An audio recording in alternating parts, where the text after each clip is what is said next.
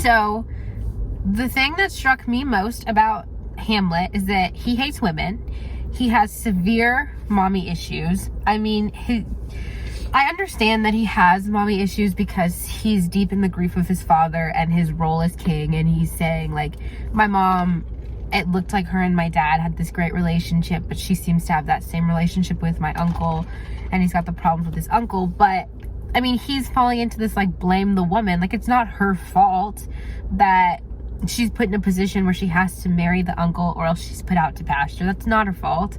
And it's also like he doesn't see that his mom has the power of his uncle's ear, and it's also like saving his life sometimes in the play because she lies for him, and he just like he doesn't even see that. He's just like, she's a woman and she did me wrong, or she did my dad wrong, so she can do me wrong. And then he takes that idea and he perpetuates it onto other women, i.e. Ophelia, who he's supposed to love. He's supposed to be like, what's the word? I don't know. He's supposed to marry her eventually.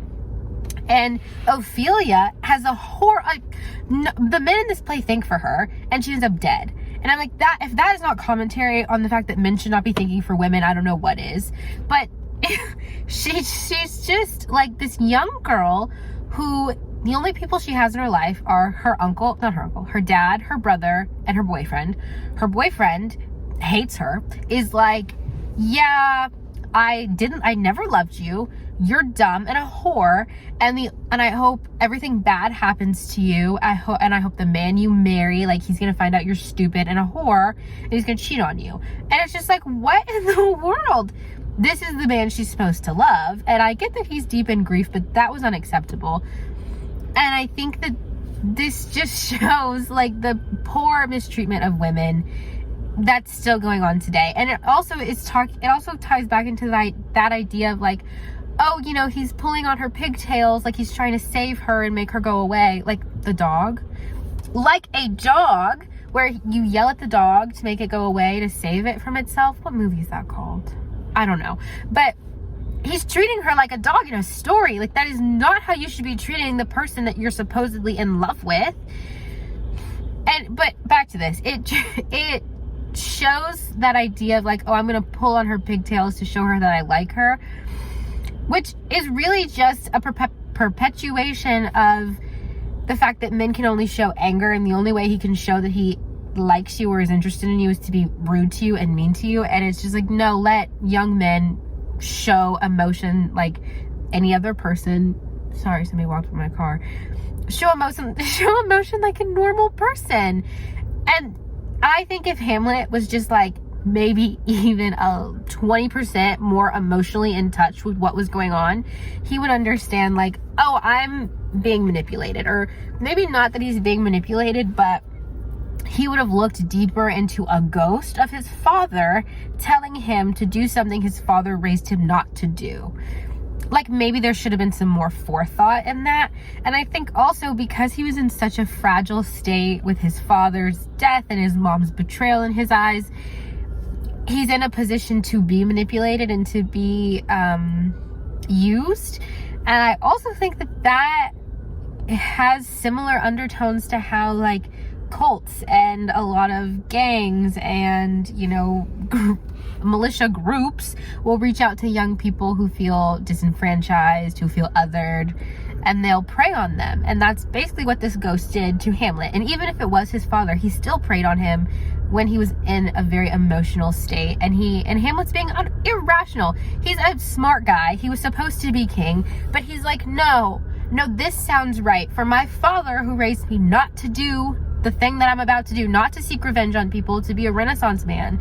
Yeah, I'm gonna go and I'm gonna return to this like Machiavellian, not lawyer code, what is it, warrior code kind of thing, like an eye for an eye. And that just completely goes against it. So yeah, I think Hamlet needs some severe therapy and help, and I think he hates women. So those are my thoughts on Hamlet.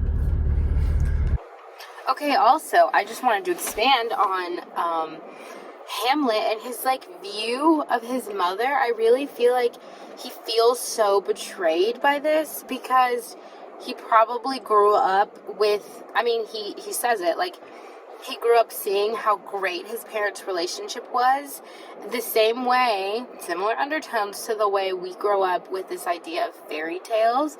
And so when his fairy tale was, or when his like balloon was essentially popped and he saw that that's not the way love works, he was like distraught. And I think that he, like, as a young girl coming up in the world, like, not to say that I am gonna go to the extent that Hamlet did, but it is like a bit of a glass shattering moment when you realize, no, you're not gonna fall in love like you do in the fairy tales, and you know, you're not gonna find a Prince Charming who's magically gonna solve all your problems. Like, unfortunately, that's just not how it works.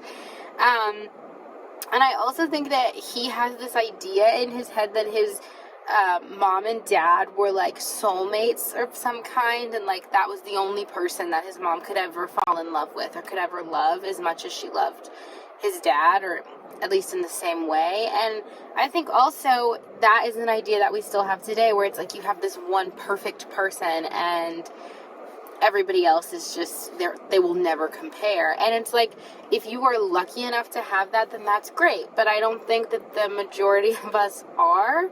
And I also think that even if you do find a soulmate, it's definitely not going to be like, well, maybe not definitely. I just think you are probably not going to find your soulmate. And I also think that we have this idea that soulmates have to be romantic, and they absolutely do not. Like, your soulmate can be a friend, it can be a pet, you know. And then also actually this idea that you're supposed to fall in love with one person, or I mean, yeah, well, right now we're talking about romantic love, that you're supposed to fall in love with one person for the rest of your life, and that person is just supposed to be perfect for you, and you're never supposed to have any problems. And it's just like, absolutely not. You change, you grow. If you do not look back at the person you were even like 3 or 4 years ago and you don't think, I really wish I had done something different, like, you're probably doing something wrong. You should look back and cringe a little. And so to think that as you're changing, your partner isn't, and they're just staying the same, or like that one person that you loved when you were 25 is going to love you at 30, even though you're not the same person. And they're also growing too. So there's no way to know. And so the idea that there's just one perfect person is kind of insane to me. So yeah, I think Hamlet needs to grow up in that sense. Like, he maybe needed to see that, and it's unfortunate that his father had to die for that to happen, but it's also like, you did need to take that and then express your aggravation through, like, Ophelia. Does that make sense? So, yeah, those were just my final follow-up thoughts on Hamlet.